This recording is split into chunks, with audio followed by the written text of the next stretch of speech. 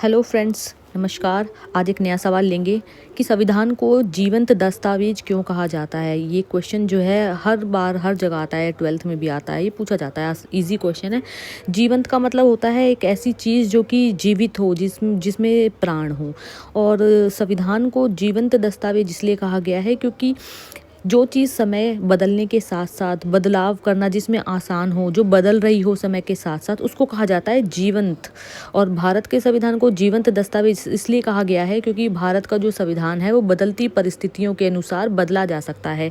यानी कि हमारे देश में संविधान संशोधन यानी कॉन्स्टिट्यूशनल अमेंडमेंट्स होते हैं, जिसके तहत जो है संविधान में बदलाव परिस्थितियों को देखते हुए किया जा सकता है।